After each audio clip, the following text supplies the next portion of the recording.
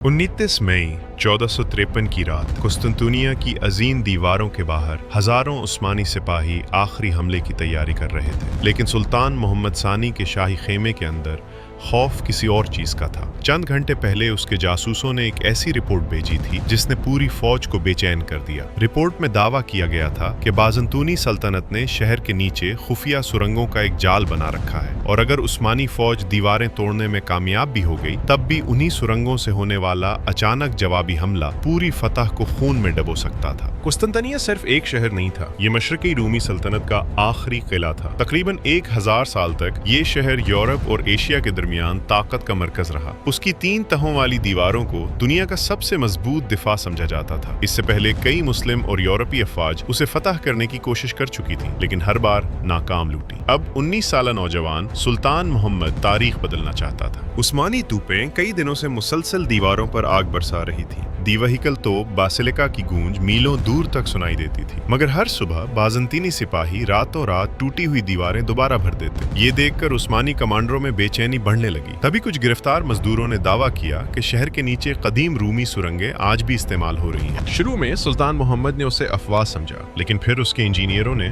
जमीन के नीचे अजीब कंपन महसूस किए। कुछ मकामात पर खुदाई करते उस्मानी सिपाही अचानक गायब होने लगे। रात के अंधेरे में सुरंगों से आने वाली हल्की आवाजें पहरेदारों को खौफजदा कर रही थी। अब सवाल सिर्फ दीवारों का नहीं था, सवाल ये था कि कहीं शहर के नीचे छुपी कोई गैर मरी फौज हमले की तैयारी तो नहीं कर रही। बाज़ंतीनी शहंशाह कुस्तुनतीन याज़दहिम के पास फौज बहुत कम थी। शहर भूख और थकन से टूट चुका था। फिर भी अंदर मौजूद हर शख्स जानता था कि अगर कुस्तुनतनिया गिर गया तो एक पूरा दौर खत्म हो जाएगा। शायद इसीलिए शहर के अंदर खुफिया रास्तों और जेर जमीन गुजरगाहों की कहानियां मजीद फैलने लगी। कुछ मौर्रिखीन का मानना था कि पुराने गिरजा घरों और महल्लात के नीचे बनी सुरंगें हंगामी हालात में फौजियों को एक जगह से दूसरी जगह मत कर सकती थी। 29 मई की सुबह से चंद घंटे पहले उस्मानी कैंप में अचानक अफरा तफरी फैल गई। कुछ सिपाहियों ने दावा किया कि उन्होंने जमीन के नीचे धात टकराने जैसी आवाजें सुनी हैं। कई अफसरों ने सुल्तान मोहम्मद को खबरदार किया कि अगर फौज दीवारों के अंदर फंस गई तो सुरंगों से निकलने वाले बाज़ंतीनी जंगजू पीछे से हमला कर सकते हैं, मगर अब वापस हटना मुमकिन नहीं था। कुछ तारीखी दस्तावेजात बताती हैं कि उस्मानी फौज ने भी कई मकामात पर जमीन के नीचे सुरंगें खोदकर बाज़ंतीनी दिफा को कमजोर करने की कोशिश की थी, लेकिन हर बार अंदर से सख्त जवाब मिला। कहीं आग जलाई जाती, कहीं धुआं छोड़ा जाता और कहीं अचानक सुरंगें मुनहदिम हो जाती। यही वजह थी